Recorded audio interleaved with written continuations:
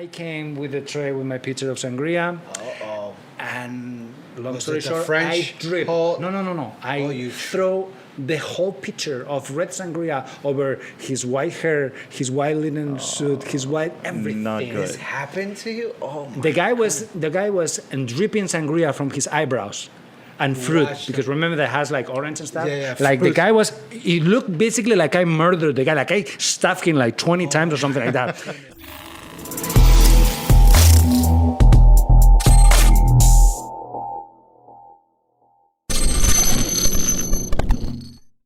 Hey, we're here. We're live and direct. Live again. My man JM in a place to be. Episode 1. By the way, I'm JM. JM, Nowadays, it's gonna be easier than saying Julio Mario, Mario, and all those This things for is you a lot guys. That going way, on. you guys know Zambrano. where to find us. Exactly. So right there. we got What is my it? Where do boy they find us? JM, your boy Ico Love coming to you live, and we have a special guest, which will Definitely introduce in a special minute. guest. Man, we made it, right? Yeah, man. Episode 1, good feedback. A lot of people showed us love. I told you we shouldn't have had that beer before the show. We were well, supposed to have it after. Cusqueña, is always there to save us. Yes. But Yes, it is. hey, I'm excited. We made it to episode 1. We, thank you everyone for all your feedback. It definitely motivates us to continue doing what we're doing. Continue Does that sound educating. weird? We made it to episode 1. I know. I mean, if you guys are listening to us for the first time, Yeah. this is Episode the 1. second time we're together, Yes. but it is episode 1. Last time was episode 0. We didn't think it was gonna be anything. There was nothing good was gonna come of it. And we're here. thank you to everyone, because at the end of the day, me and JM, we're realists, and I think if people would have told us, all right, guys, like no, just continue to promote the clubs and continue. You guys sound horrible. You guys don't even have radio voices. Right. Right?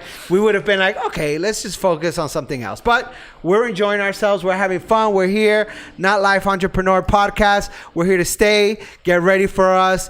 We have a lot of exciting interviews and a lot of exciting things to share with you. So that brings us to our guest today, man.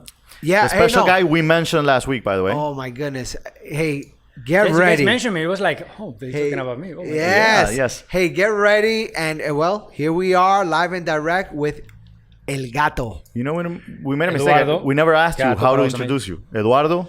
Eduardo Gato, is fine. Gonzalez. Gato is like everybody knows. Nobody knows me as Gonzalez. For Everybody those knows me that as don't Gato. know, Gato is cat. Yeah. So sometimes we call him Kitty, but it's for the wrong reason.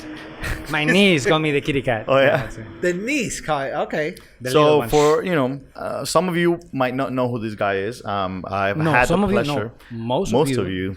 Thank God. No, I'm just kidding. If you're out there clubbing and you're out there doing your thing, well, back in the days, right? Or still, Like at least 9 years ago. people know who El Gato is. 9 years ago when things changed. Actually, if you didn't know who El Gato was, sorry, you got charged double for your drink. So Gato, I had the pleasure of working with back in the day. We had maybe a rough start. A love-hate relationship. Love-hate relationship. Love-hate Which is one of the things that we're gonna, kind of get into this episode. Yes. The whole relationship between a GM, which was what he was, and General and manager, staff, guest, owners. The different types of owners there are. Clientele. All these things. When I met Gato, actually I was a promoter at a club, and Gato was a bartender at the time. And the relationship, that relationship there was not Working. the best. no, It wasn't working. And for some reason, No, I ended nothing in up, particular. It's just I was doing my job. yeah, exactly, and I was not. sometimes- So things led, Well, maybe- one thing led to another. You were. It was just that everyone was kind of like focusing on their own areas, and sometimes both areas could clash because They overlap Completely. and sometimes, right. unfortunately. You But you know both what? have your separate kind of like goals, right? True, And that's basically what. So things happened for a reason, and eventually I ended up being one of the owners of the club, and Gato was our GM. He had his chance over there to fire me, and he didn't. he offered me a job. Exactly. Hey, JM is a smart guy, so I'm sure if he didn't do it, it was because he saw the potential. So Well, the let me- relationship changed Completely. right away. Not because he was kissing ass or any of that. Just basically the fact that Yeah, he doesn't I seem like a started kiss ass. understanding the reasons behind the way he was. Got it. Which is something I did not understand before when I was the promoter, and when clients would come up to me and complain about this bartender back then because he wasn't the manager yet. So we'll get a lot into that. But talk to me. How did you get into this industry? Like, how did you? So So did it begin with no. You back, already had back in experience. Spain, That's- in Madrid, I started wow. when I You was had hair. 16. I have actually long hair. Oh wow! Yeah.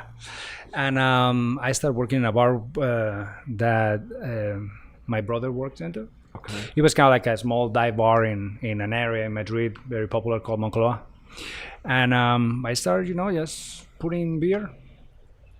And the next thing was that I was called to go somewhere else to work as a bar back.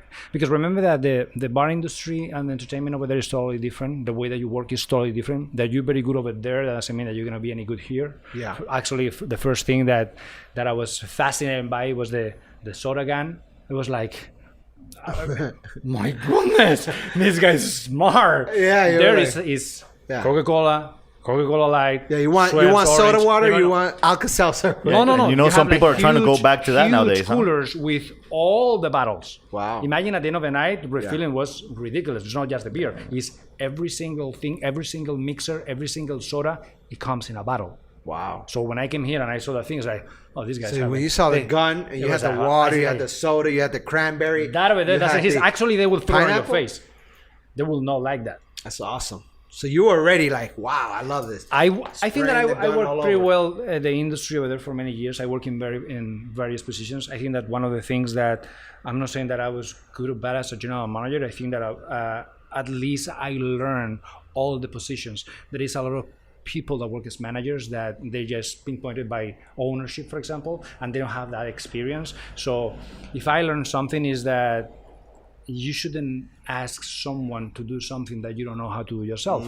So when you have been a busboy and a barback and a bartender and a DJ and a bouncer and a Wow. So the way of when saying it you here work- is coming from the bottom. Yeah, you gotta yeah. come from the bottom up. It's definitely a It must in this business. Yeah, it definitely gives you, the knowledge and the know-how to delegate, right? Because once you've done it all, you have that property to say, hey, do it like this, and I've been there. So trust me, if you do it like this, you're gonna learn, and then you're gonna move on. But you have to master this first before you get to the next level. So that's great. That's a very great tip, right? That Right.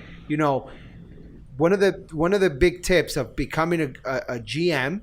He pointed out that there's sometimes GMs that they didn't start from the bottom, that they just become GMs. Boom, they got the hookup, they got the friend, the Which works in this business. the relative. Which it is fine. also if the about who you relative know, gets for you sure. in there, yeah, and that's all good. But a good GM has to have that experience to have done it all. And guess what?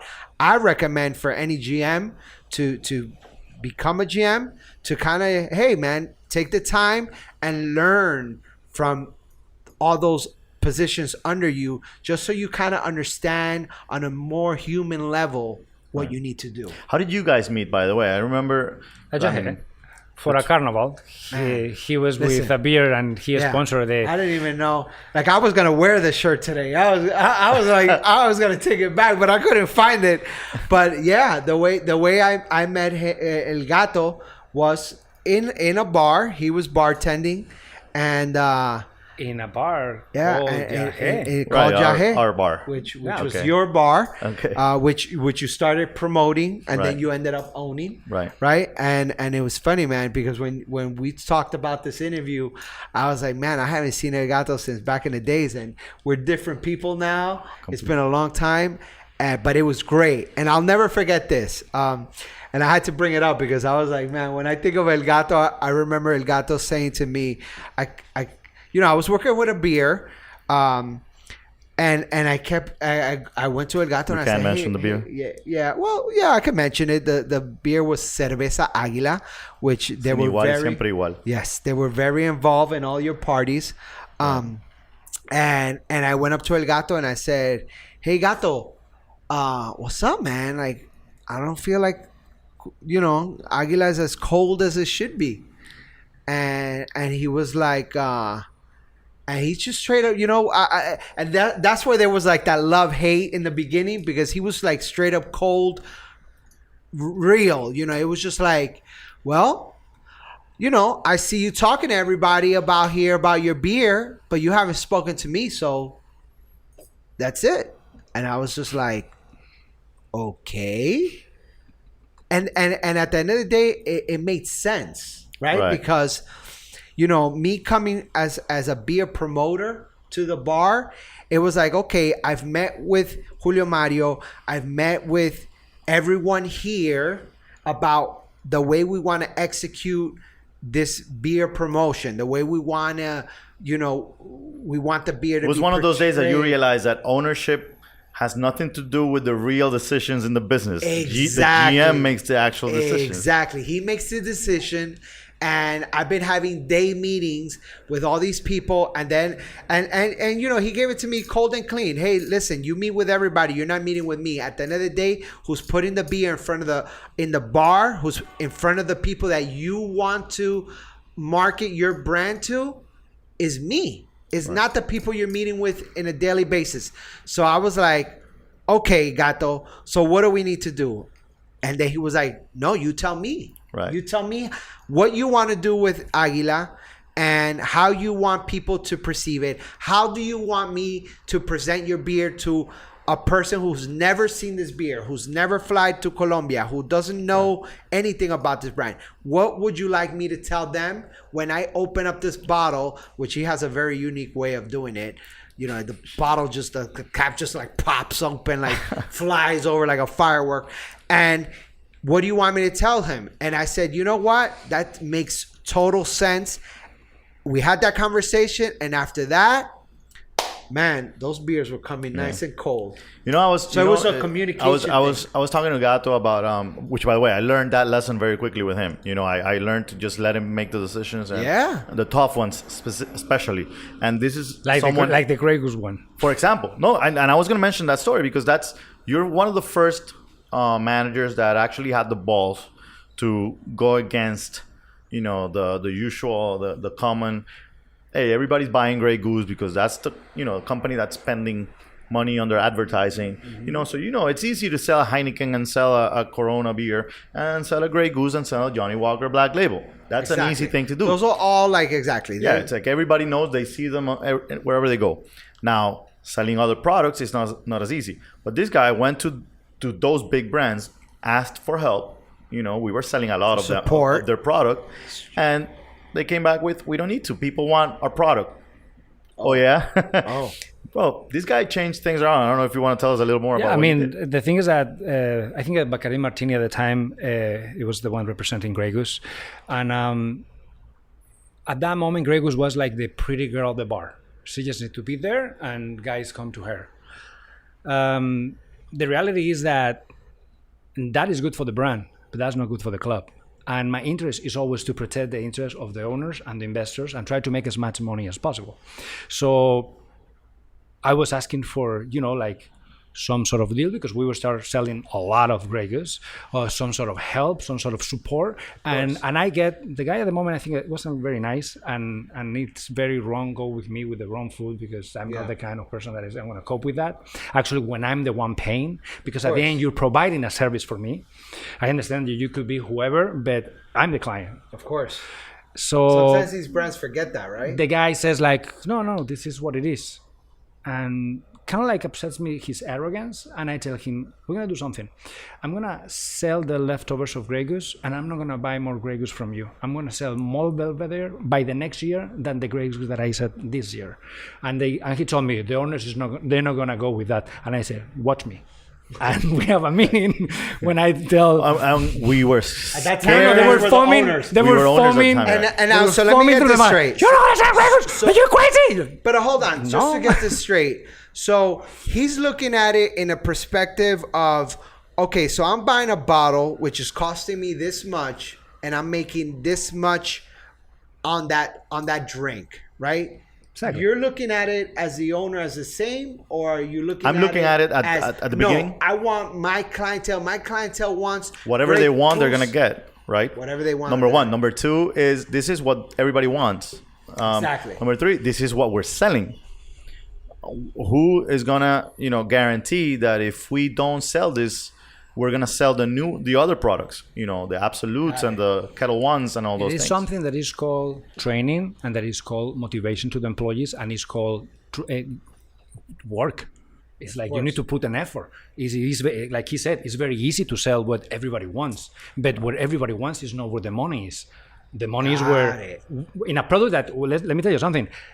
Would you ask a sushi chef for pizza? Yeah, no. No, right? So the French and vodka has nothing to do with each other. They just spend the money, create a brand and a product, put it in every single table of every promoter. By the way, Grey Goose, we still love you.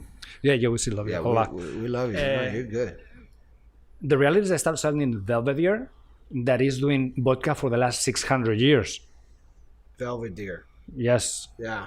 The long bottle that has the white tree. Beautiful. It's a beautiful 5 times Beautiful distilled vodka. It's presentation. beautiful presentations. And when I tell them, listen, I want to buy you this much, they flip themselves inside. Because I show tell you them, love. I'm not only going to sell more, I just not going to have Grey Goose on the bar, period. Wow, And the guy almost discontinued cried. them? I discontinued it. He All in. discontinued them? I Discontinued didn't, it. like, no more. And you know what Grey Goose. happened? No, So sorry. you as the owner were like, what? No, they And were you as foaming. the- They as were the foaming to the GM, mouth, and I said, like, listen, give me 3 months. And you're going to... I resign if in 3 months I'm not doing better numbers. Better numbers. So what he was guaranteeing you is that you were going to make more money. He was going to bring more bacon by just switching brands. Completely. And, Wow. and it was not only the sales, because he showed it. He Yeah. was still there after the 3 months.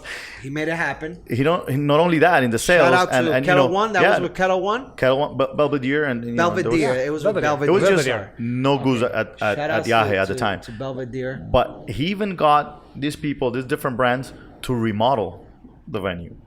Oh, wow. Like is I did a that was funny. Remember the model that I did from the bed? I did a small model of the new beds that I want to put, like these huge. They were like, I don't know, like probably like 4 by 4 so they beds. sponsored some of the experiences and I areas. sell them the logos on the front of the bed. Wow. So I have my Belvedere bed. So they had their experiences. Exactly. Wow. So, man, listen, I don't know where the Grey Goose rep is today. Oh no, But- he was one but of I the hope best. he He was one of learned. the best reps that the company had. The guy he would sell, but he would sell without doing any effort because everybody was asking course. for loads of that product. So he's just like that's this realtor that you just give him good product and he's the best realtor in the area. Right. No, the good realtor in the area is the one that sells the dumb place. That Well, one is the I good wonder realtor. if he Grey Goose learned. and Corona Did are he not the learn- best did he products learn, in the end. Did he learn the I don't know, did he learn from this? I wonder. They came next year. And I said, no more. Sorry, but it's kind of like a little bit too late. Oh. Because actually, I'm committed. But we didn't find out about that fat part. You didn't know that part because you would have been like, "No, man, Come on, let's come back." give No, the no. goose." No, the it was reality, actually- the we reality were is happy, that man. it was, We were happy it with was what more was profitable, happening, so. and it was more elegant. It was more Because exclusive. the margin The that margin you were was making bigger. was bigger, and it just worked better, It made sense. and it made sense. And also, like the talks with the servers, the talks with the cocktail waitresses to push the product. They're not just there to put a That's another pretty thing I face. remember. So check it out, guys. A lot of waitresses were complaining. Just so you know, We don't have Grey Goose, the All clients your, are all your complaining, blah, blah. bartenders, your bar managers, your GMs. When you're coming from a brand as a brand representative, it's very important that you communicate with your GM.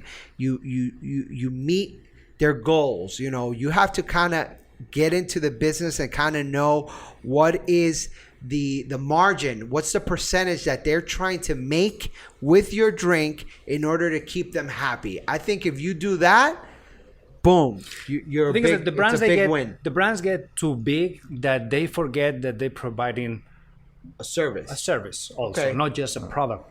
And then when you're too pretty and everybody wants you, you put very little effort on comply and be nice and smile to people. But that's not the idea. So as a So- GM, so as we a don't get GM, it needs to as be a business Let good me for ask you both something. sides. But as a GM, do you think it's important to have that conversation with a brand manager to tell the brand manager like, "Hey, Grey Goose, so listen, so I'm the GM here, and yes, we sell this much Grey Goose, and what I want is to make this kind of margin." And besides the fact of this margin, because of the fact that we sell so much product, will you be able to help me create some experiences? That's a brand manager speaking, by the way. Right? Is Yes. that Yes. what? I remember? Like my rep from Southern Wine Spirits was his name was JC. He loved me. He loved me because Shout out I to did Jay-Z. I did quite a lot for his Yeah, you products. looked out for each other. Because the idea was like, listen, I have to respond to ownership. I have to respond to my clients. You need to work with me with something that I can sell to everybody. And we came to a point where I make some commitments with the brands that it were harder for them to push, and they will do a greater commitment for the ones that I really need. I was making the money out of it. Again, business needs to be good for both sides. Sometimes they get too big, they get too comfortable, and they don't care. And but the reality also is that no, the general managers can go, "Oh, I just opened a place and I want that you give me this." No, that's not how it works. Gato, to stay on the general subject, let me ask you something else. Your relationship with owners, staff members, usually started rough, right? Is there a reason for that? Is it you, or is it the position Exactly. of manager? It's me, and I'm gonna tell you why. Okay. Keep it real. Uh, I love it. most of the time in this industry, people they don't know what they want. Oh, they want a club and they want to make money and they want to meet girls and they. All the time that I've been hired, I always ask them the same thing: what's the purpose of this business? To show off? To make money? What did you want? If you want to show off, let's throw it through the window. Want to make money? Let's have a strategy. Let's have a strategy that comes from your payroll, how you control and manage that, to the purchases that you do and the money that you invest. So the rough part probably is because I'm from Spain and we just That's in your we're blood. just rough. It's in our blood. We fight it. Yeah. Right. No, it's because it is very difficult, like, to people that never did something, make them understand, no, we need to do it like this. Like, when I tell them my plans, they look at me like, you're not crazy, you're going to get fired. Yeah. And I say, just give me 3 months. And if I don't do it, just keep going. So that's good. You had sometimes- confidence in your job. You were like, listen, man, I'm going to make sure I'm going to make you money. Give me 3 months. Let me prove to you that at the end of the day, the numbers are going to make a Sense. difference. And they're going to make sense. And at the end of the day, for you as an owner, you were kind of going against the current, but it was also smart. You must have seen something in him to say, you know what? I realized one thing that I've been thought of a few times. If you're gonna run any kind of business, look for people that know how to do it better than you. Exactly. And this guy That's a knew a tip. lot more than I So did. that's a tip, right? Like let you know when you Let but the experts do their thing. Let me tell you, a lot of times experts don't identify that. There could be. I'm sure you've come across owners that have been like, "No, it's my way." No, excuse me. This is the way it's gonna. I have been in situations where I lay out the whole plan, and the guy said, "No, I don't want to do it. I just want to do this and this and this and that." And I said, And that's usually the okay. guy with the money. Yeah, that's the guy with the money. With the And wrong which is reasons. great, which is fine. Yeah. This is not a problem. But then don't involve me. Exactly. Because this is going to close in 6 months. And I don't want to say, oh, this guy that was general manager over there, the place closed. They're not going to see that it's because the guy with the money was doing whatever he wants. Oh. They're going to say like, Hey, bad manager. And let me Pow, ask pow. you this. Let me ask you this. Do GMs have like a track record? Oh, yeah. Yeah. So Oh, like yeah. the word gets out. Like, Oh, yeah. Hey, This man. is a very, all industries Uh-huh. are very small. Very small. And Miami, for example, is smallest than you can imagine. So everybody knows each other. Everybody knows so each if other. a place closes, they don't blame it on the Okay, area, on the owner. let's put it They this way. blame In it on the soccer, GM. in soccer, Uh-huh. the 11 guys that make hundreds of millions, Yes. they don't get the blame when they don't win the league. It's the coach. It's the coach. And one of the things I tell all the time to people is like, listen, I'm the coach. You're the coach. I'm gonna get fired if you don't do your job. Exactly. You're gonna still here, You're gonna go to another club. You're gonna go to another place. or you're gonna stay there, and they're gonna get rid of me. No. I just ask you to do the things my way. So if I made a mistake, it's my responsibility. Right.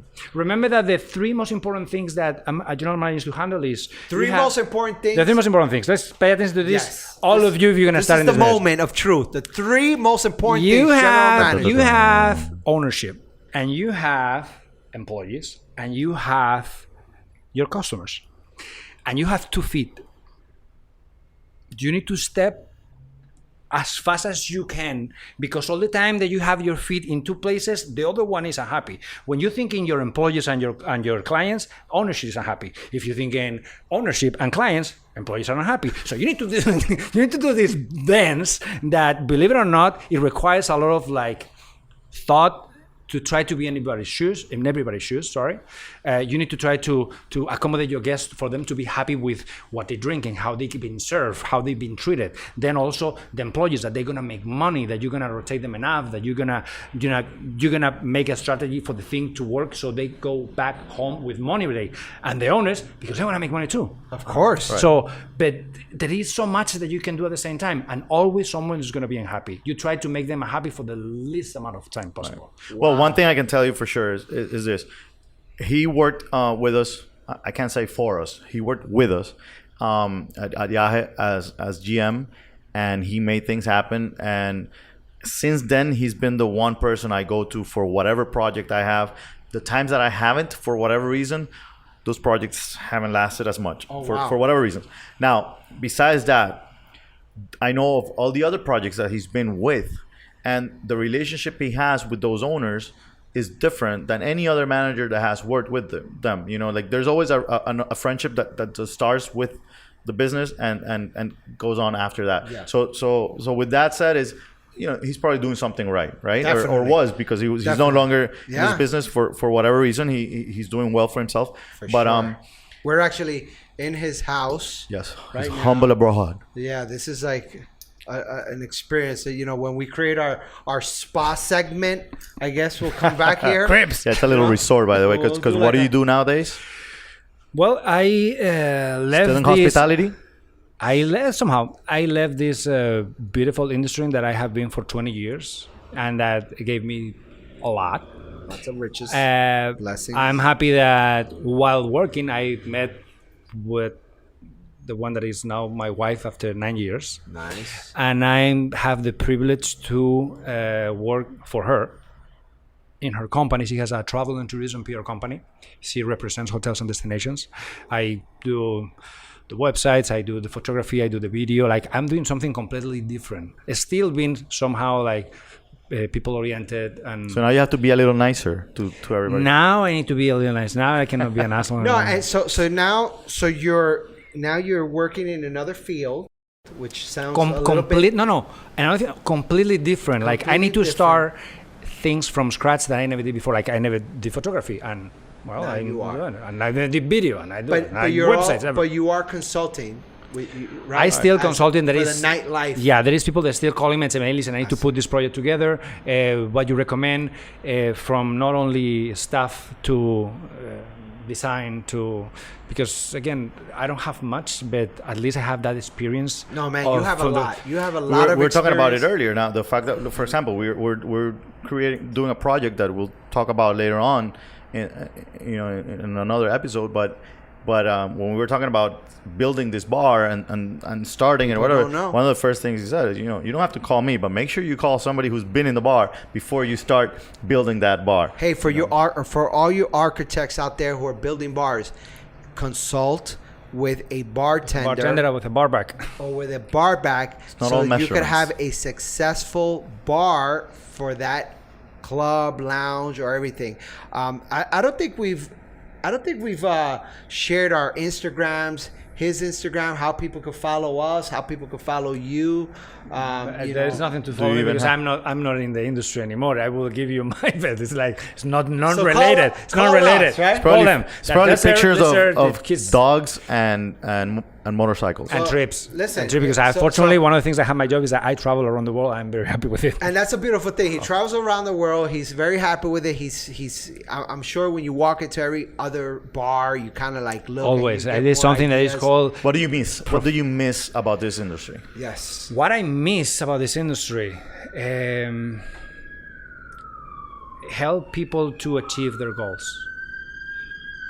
I have someone very close to me that told me that you need to give people what they want in order to get what you want. So for me it was very exciting, like get a place that was concrete with not even a pipe for water and build a place that becomes successful. One of the joys of my life has been training all the people that I train, that today I still see in here and there people that come and tell me, they approach me and say, hey, man, thanks so much because thanks to you, I'm making a living. No, thanks to you, Staff, I learned this. mostly staff. Most of the stuff. That's awesome.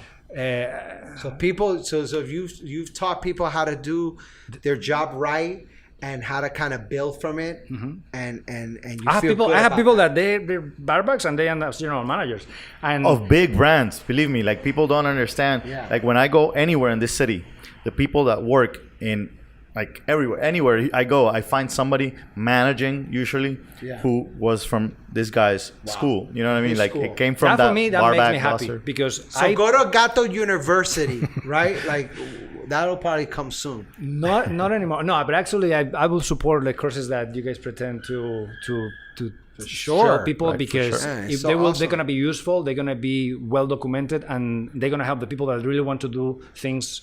I'm not saying right. It would be so arrogant for me to say that I do the things right. No, I do the things my way, and my way so far they kind of like work, and not just work for me, just work for others. So it means that maybe it's not perfect, but it's good. It's thought and it's experienced and it's. You have a good track record, so it's good. It's awesome. Man, that's incredible. So Gato, I was hoping he had like a. I was gonna ask like the first question I was gonna ask today. I forgot No. about it, and now I'm We like gotta ask him. super like thirsty, Because and we I already because God forbid is Grey Goose, right? completely. It's not gonna be for So, sure, but can we ask him? We always ask our guests, Yes. and you are the first one. But this is something that we know for a fact that we're gonna be asking all the time: is what's your favorite drink and Favorite why? drink. Which is it? I'm not. Who wins I'm not that? much of a mixologist. I don't really like. Mixes. I don't like mixes. I really like to enjoy a particular alcohol. Like and try all the difference that I can to say, okay, this is what I really want to drink. And then from more age to younger, that doesn't matter. After many years of switching from brand to brand and from spirit to spirit, today there's nothing that makes me happy than Macallan 12.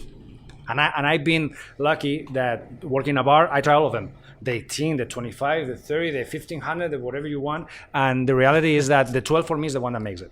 Oh yeah. For me, is So the issue is this: we are at your house. Do you have any?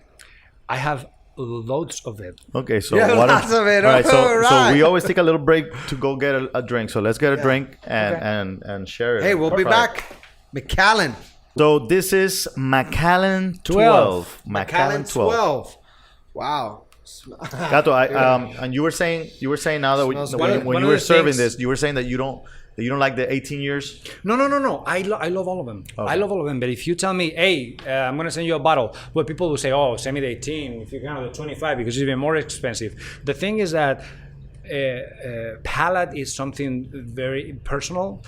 And when you drink wine, when you drink gin, scotch, beer, there is not the best beer in the world. There is not the best wine. It's the one that you like. Right. And in my case, This the is 12 is the one that I enjoy the most. One of the characteristics, if I can tell you, is that it's aged in Spanish barrels of sherry wine, so it has like a fruity ending. It goes down very well without burn, because the process of distillery of Macallan is they end up with very, very refined scotches, and this is what I like. Awesome. Cheers to that, man. Cheers. Cheers to Let me count of try. 12. I feel like it was an infomercial, but what's from my heart what I feel. That's awesome. That's what we want, man. We want the truth. Wow. Ooh. I'm ready to jump in the pool. The thing of this is that you don't need not even ice. It's not necessary. Like it's No something ice, that you no anything, you just- drink at room temperature and you can. You don't need ice. Yeah, it feels good. You're gonna cry? Bro, I don't know. I'm happy with this. Yeah. It's very Well, nice. don't I've forget had to- it before, but don't I've forget had to- it with ice. Don't forget I to hadn't had chase it. it with a cusqueña, all right? My mom, that is 67, will tell you, whoever that drinks alcohol, even with ice, is because he can drink alcohol. I love his mother, by the way. Yeah? Amazing. Yeah, And my mom is another awesome. persona to your you mom. must meet for sure. outs. I want to ask you another question. And please look it in the eyes one with your tears. Yeah. See if you don't mind. Well, one of the things that I also Okay, learned by was the way, that you had oh, to yeah, do let me this. show, let We me need show to you. Let me show the people so is we it can safe for spray us it. to look at the eyes? Yeah, Because it's very just try Hey, not guys, to break like the we glass. said, It's a we very have expensive 7 glass. kids, man. Yeah, Listen, well, let after me show that, you you don't this. want You to don't wanna continue. look at that. I will love for you You guys to spread this brindis because I do it just with people that is dear to me. Okay, we're gonna bring this for the people that is here Yes. and for the people that is not. For the people that are not here. Right. Little tear around. Question I wanted to ask was, if you had one piece of That advice, was almost like a moment of silence. Huh? right? If you have one piece of advice that you would give the new young generation, millennials included, that we don't understand yet, that want to join this industry, be it as a GM, whatever it is, what would that be? To be honest, Run! run for your life. No. I think that you can do amazing things in this industry. You can find amazing things to do in the business. You can meet amazing people in this industry. I will tell you, like, decide what you want to do. It's going to be a job or a career. If it's going to be a job, don't put much effort. Go through it, enjoy it. It doesn't matter. It's the name of chapter 1. If it's going to be a career, study, learn, understand how this is made, where things come from, how to serve, how to attend. One of the main things that we have as a problem in the industry is that people don't have a humble attitude, and to serve others, you need to have a humble attitude. I all the time tell the people, if you cannot be humble, go to college, become a lawyer, so you can treat people like asses. As long as you don't have This that industry, degree, you gotta have that humble attitude. you need to enjoy to serve others. It's a hospitality. For me, thing, people right? that knows me knows. I was the other day in one of the birthdays of one of the girls at the office. Everybody was having fun. I was bartending 5 hours for them. I have so much Enjoy it. fun doing it because they were enjoying the drinks a lot. They were having a lot of fun. And for me, that I come from the industry, it was a pleasure. So what's funner for you? Was it being a GM or was it being a bartender? The position that I liked the most was bartender.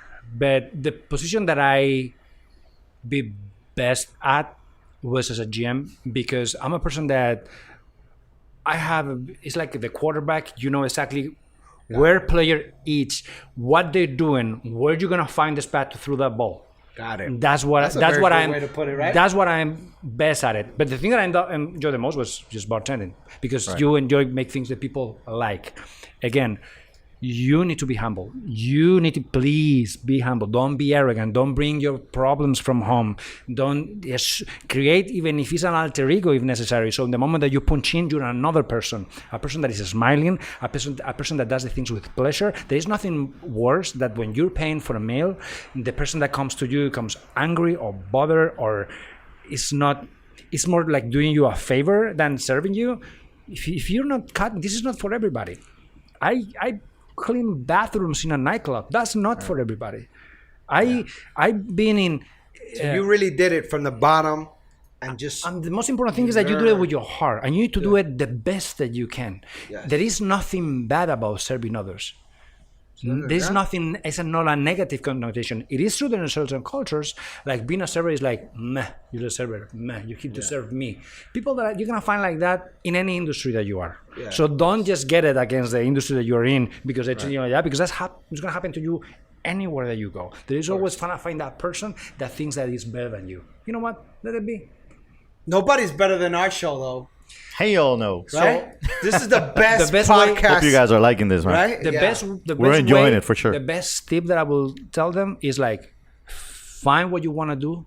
I want to just make money for the weekends, and like study and whatever. It doesn't have to be the same for you know everyone. what? I want to have a career. I think that I can be good at it. Works both I ways. really like it. But then when I mean a study, I'm not meaning go to school, which you could do too. Yeah. Because at my time when I started, there was a school for that, and they Right. will say you how to have a tray. People they don't know how to handle a tray. They don't know how to serve from a tray. I will tell you a story about a tray later if you want. One of the funniest. They don't know. They don't know how to open a bottle of wine. They don't know how to serve this or pick up.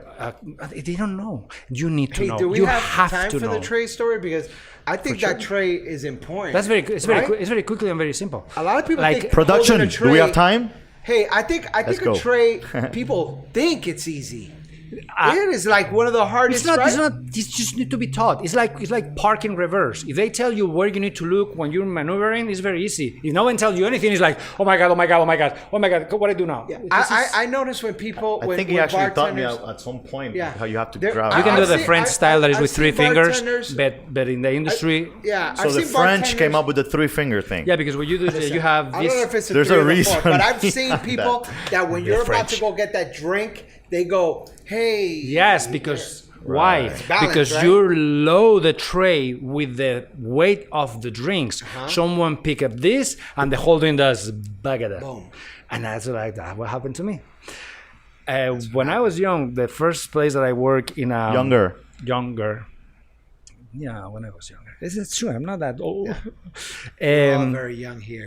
There was these trays that they were stainless steel trays, not like the modern rubber ones that the things don't slip, not even if you try to. No, it was a stainless steel tray. And there is certain high-end hotels and restaurants that still using those because it's more classy. Right. Well, the problem is that they get wet and the glasses kind of can slip a little bit. Well, they asked me, it was a summer evening, and I have this table that they asked for a jar of sangria and a pitcher of sangria and 5 glasses. And the guy that was kind of like the guy of the table, was this guy that he looked like a santero. He was dressed in white, like with a linen suit. And, I think that he was like the patriarch, I guess, there of the group, because I think that was kind of like a family thing. And he had like white hair. The man. He was the man. Well, the man, boy. I came with the tray with my pitcher of sangria. Uh-oh. And long Was story it the short, French I drip. whole- No. I you- throw the whole pitcher of red sangria over his white hair, his white linen suit, his white everything. Not good. This happened to you? Oh my. The guy was dripping sangria from his eyebrows. And fruit, Watch because remember that has like orange and stuff. Yeah, like fruit. the guy he looked basically like I murdered the guy, like I stuffed him like 20 times or something like that. goodness, it was And just everybody sangria all over. around was looking like, what, like They one couldn't of these guys, believe it. everybody like, that happened. Everybody was quiet. froze. The guy was looking at me. I was looking at him, saw and his- I start laughing. It was else are you gonna nervousness, do? but I started laughing, and then everybody started laughing, and then his family started laughing, and then he started laughing, and I get away with it. Of course, I would have laughed my way Get out more of there too. sangria, throw it on everybody. I was like, Oh my God. I couldn't Oh, man. swallow like for half an hour, but I couldn't. I couldn't resist. Did And you then- say something like "Salud"? No. Or you I said, perdón. Perdón, okay, that's good. Something. So bottom line, guys, learn your trades, learn. learn. Then Learn have- the trades There's with the many trades. places to learn. We are definitely, as he mentioned, we are building Nightlife University where you're gonna be able to see all these things. There's gonna be over 500 different ebooks and lessons in this thing, man. For every piece of the puzzle in the business, and maybe we convince him one day to be part of the management side of it at least, or the trade part. You never know. That, for sure. But yeah, man. I think everything we've talked about. Listen, this is great. I think for our listeners, we've given them a lot today. We've given them a lot to learn. You're not gonna ask me anything else about Okay. no. We're gonna ask you more. Oh, no, You we're want gonna more? ask We you. could give you because I still want to know which is the craziest experience that you've had as a GM? Like You know, best and worst moments. Yeah, of But the your best moment is career. when I met my wife. Sorry, I That have was- to say it because that was the best moment. oh, that was great. That was awesome. She's gonna love It happened. that. It happened while I was working. You know, I was working. Hello, Jody. So that was a. I was that working was at Kilt and Dr. Martens. I just opened an Irish pub and Huh? it was this thing and well, it was, So that Was it was in the- nine. It was in the business. You were still in the business when it happened. Yeah. I just opened Brickle the Irish pub. Irish pub, right? Brickle Yes. Irish Pub. So Yes. shout out to Brickle Irish Pub. I- They're not there anymore. For, no, I know. They don't exist. No, For your- they for destroyed the place in like finding- and a that year. was a beautiful It was a place. great Oh venue. my goodness! I remember was how- involved in the production of the place from the bottom, from the ground up, and It was beautiful. it was one of the most. It almost beautiful, looked like an Irish pub. Yeah, that's what we tried. Right? I know. It almost looked like an Irish pub. It was amazing. Like It was one of in it those was- little venues that in Brickell in Miami that you would go in there and you'd feel like you were in a different place. Yeah, it was you know? awesome. I loved it. So that was your best moment, That was my best moment. and your worst. If you ask me what was my biggest joy, as I mentioned before, was being able to pay forward all the people that trained me. Awesome. There's few of them that they're not alive anymore, and I was happy to say, you know what, I can give this to someone else, and I just hope that they keep passing learn that, because and they pass that's it the on. only beautiful thing that we're gonna have left. You know, like say, course. listen, I have this that I think that it can help you or work for you, and I just want to give it to you, and I hope that you make really good use of it. And which was your worst moment? Which The- was that moment that where did you ever have a moment where you were just like, you know what? That's it. I'm done. Fuck this business. Yeah, I'm done with this business. Well, I have a guy dying in my arms, so Oh. that was a very bad moment. You had a person die in your Yeah, arms? he got stabbed in a fight, and You gotta be kidding no, me. Oh no. I was in Madrid, and He got stabbed he got stabbed in a bar fight? in a bar fight, Wow. and I was very sad because I was a young kid, and you know, see someone's life goes Die, away yeah. is like In it your was- arms? yeah. Oh my goodness. That is, listen. That is I definitely. I wasn't expecting that. Yeah. Well, I don't know what you tell me the words. I just see, give you. like, I'm you sorry. see, I don't but want to. that's the thing I don't. with El listen, Gato. I'm like, that's what you get with El Gato. You I get think- it wrong. I think- we can, hey, like, we what can, was the no, word? no. We can edit all this, and I can say, oh, but I know, we're not gonna edit I fell anything. down, I hurt But my isn't knee. it great? Like, No, hey, because- what was the best moment? Oh, I found love. I found my wife. Which was the worst moment? A guy died in my arms. Like, dude, like, In you other know words, what? The in Gato reality- nightlife, Where does El Gato everything come is gonna from? happen. I'll tell you about that. Let me tell you something. where does that name El Gato? There is something that for me is very important, and is reality. Yeah. People need to understand when they go into this business that we're selling a drug called alcohol. Yes. And the funny thing is that we need to find the balance between sell them a lot of it and don't get them too drunk, Exactly. which is a very fine line that also is a legal line. Please, when I tell you things to learn the law. Learn your responsibilities. Learn how if you scrap, you can make an owner lose his license. Then you get killed, of course, because you're making lose not only a lot of money, you know, the close down of the place, the loss of the jobs. That is very traumatic. You guys need to know what you can do and what you cannot, and how much trouble. This country is very specific about the things that can be or cannot be done. That's why you need to learn, because if you learn, you don't make those mistakes, and you can have like a healthy and prosperous career. No something that it could end up abruptly, and it can even end up in jail. So let me ask you something, and my condolences to that person who passed away in your arms. that I didn't know. It was a client. It was something But between my clients condolences and go out to that person and that family. When you are behind the bar and you are serving someone, and you know that person, the minute they walk into the bar and they order that first drink, hey, how are you? Let me get this. Then they come back twice. They come back 3 times. After what number of drink is when you really start paying attention and you start trying to have some eye contact with that person to understand and know if you should continue Is it a girl or guy? or How much weight? it doesn't matter. So Color does, wise? so it does doesn't that matter. all come in play? Color, weight, girl or guy? Yeah, if he comes, I But have are you aware? Is what I have a wanna friend. know. I have a very good friend. His name is Ilya. Is a 6'4", 250 Russian guy. He can drink whatever he wants to drink. Forever. forever. His liver is like a swimming pool filter. Hey, I'm done with this. Like Now- I have this, and Now, I'm now you going now home to my probably wife it's for number totally out of 4. it. But if he puts himself into it, like a lot of people, is like he could drink because he has a lot of ability to process that alcohol. You give the same to a person this big, and you kill them. Yeah. So one of the things that people does in the courses of responsibility for management alcohol and all that, they teach you to see the signs of when someone start getting intoxicated. Because believe me or not, that person gets intoxicated, goes out in a car, gets into an accident, and the police can track back to you. Because at the end, it's your responsibility to deny the service to a person that is intoxicated. Okay, bartenders, are you listening to this? This is very important. I understand that most bartenders, they don't care about this, but that happens. Yeah, of And course. it can get you in a lot of trouble. It's not only that, like by law, you ask me for 2 drinks and I have to see the other person. Oh. Who does that? Nobody. You go and you ask for your drink, Julio Mario's, and your wife and his wife. But what happened with a lot of times is that you go to ask for the drink of the 3 underages that they're with you. Oh. So I'm serving underages under the eyes of You're people. responsible. You're responsible for that. You can go to jail for that. You can go to jail for that. Not only that, the place can be closed. Place could be. I be The GM who doesn't care, he's trying to make money. He tells you, "Hey man, keep it going." yeah, keep it going, And it's keep it usually going. not the GM. It's the It's owner. usually an owner. The owner, yeah. Owner, like I said, again, most owners are thinking money, cha-ching, cha-ching, every time somebody walks in the door. Like they're not thinking what's going to happen with this person afterwards when they get out of here.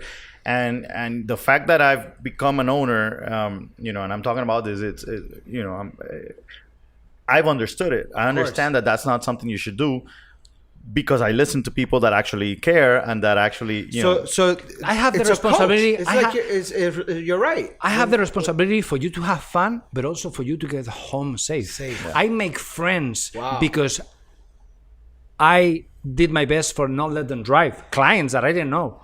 And I went to ballet and tell them, don't give the keys to this guy. He's extremely drunk. I pay for Uber. I pay for the cab. Whatever. Don't give him the car. When you guys open up the newspaper and you read that there was a DUI accident, that's nightmare, right? About a year ago, we had an event. It was a private event from a university here in Miami. And they were all supposed to be over 21. So they were all over 21. But after they left the club, they went to the university and they kept on drinking. Of course. And all the people that were underage joined their party and all these things.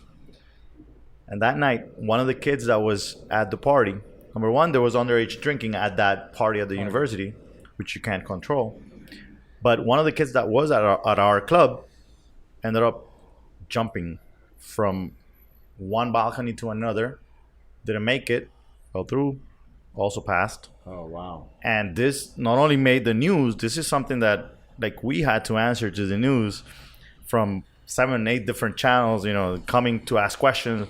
Were these people here? Were they drinking? Were, you know, all these things So you were linked into it. Linked into it, even right. though he had already left hours you know, ago. he had the age to drink. He drank what he had to. They weren't driving because they were in buses. It was a private event that they drove in buses. So everything actually happened afterwards. But, you know, we did get to see, okay, he mentioned something. They can't drink anymore. This was a guy, luckily, that was stopped from being served anymore.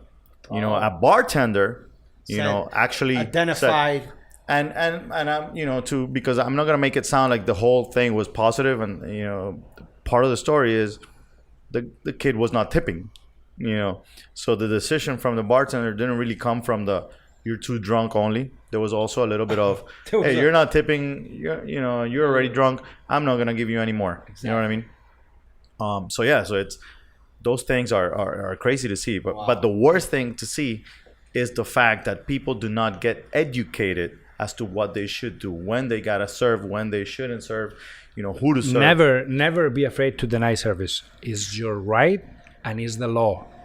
Protect yourself. Protect your coworkers. We're gonna bring in a police officer one of these days over here for one of our. I can help you with that too. Yeah, oh, man, awesome, man. We always have police officers on the parties. Yeah, always. We want to interview those guys. We want to see sure. how Off-duty officers that are usually in the party, kind of like just checking out the scene, and at the end of the day, they're saving lives, right? Because I'm sure they identify that person walking to their car and they say, hey, come over here.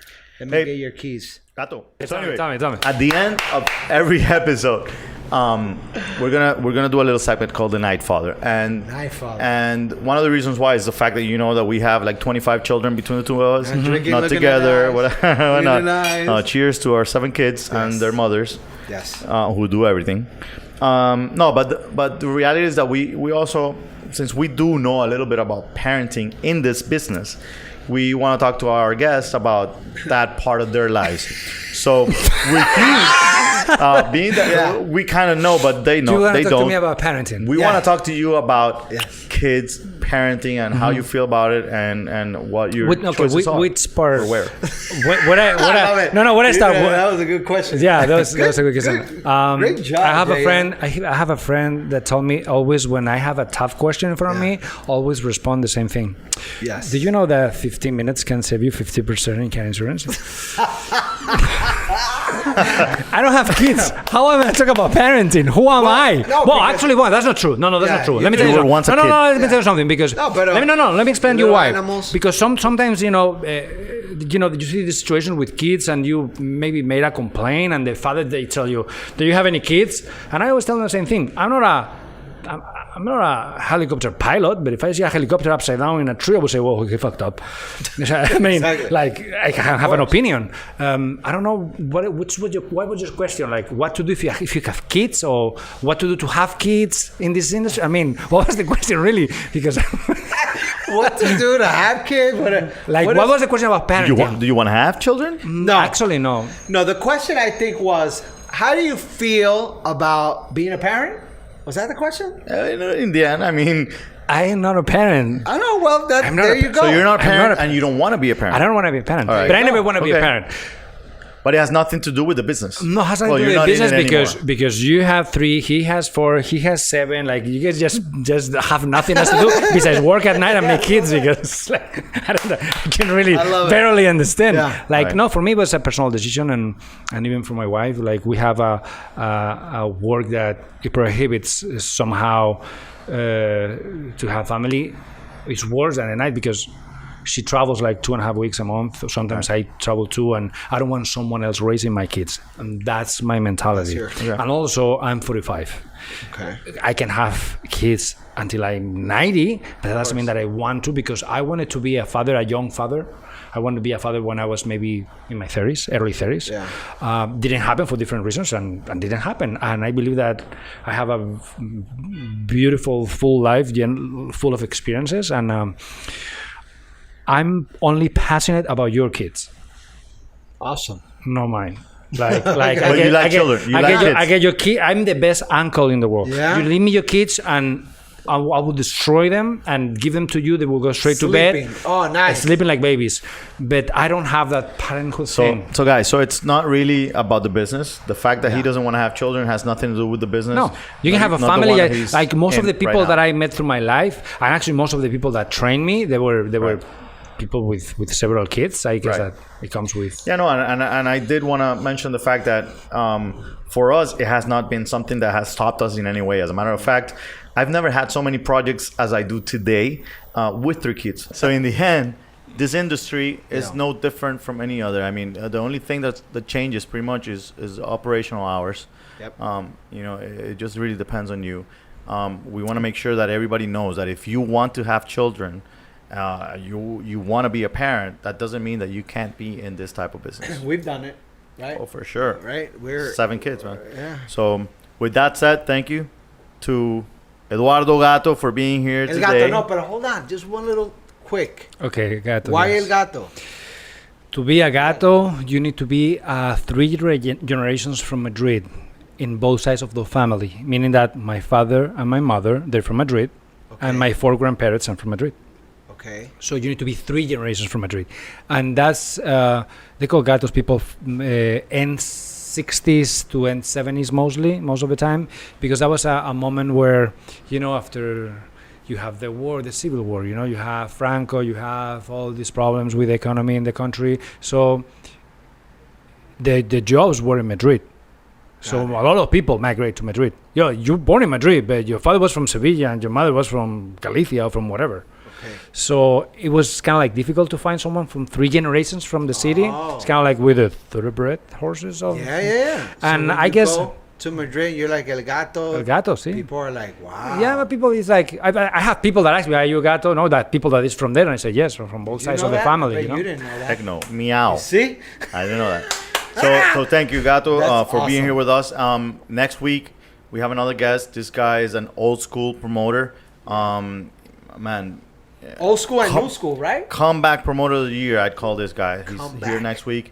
You guys are gonna love this guy too. It was amazing to have you today. No, thank you for having Amazing. me. Thank you for having me. Oh my And- goodness. Hey, we want to make sure you guys go to Amazon, get the book, Get the book. go to Publix, get the beer. Okay, go to Publix, get the beer. Go to Amazon, get the book. Go to the liquor store, get the Macallan. Go get Cusqueña. And don't forget to go to our website, nightlifeentrepreneurs.com.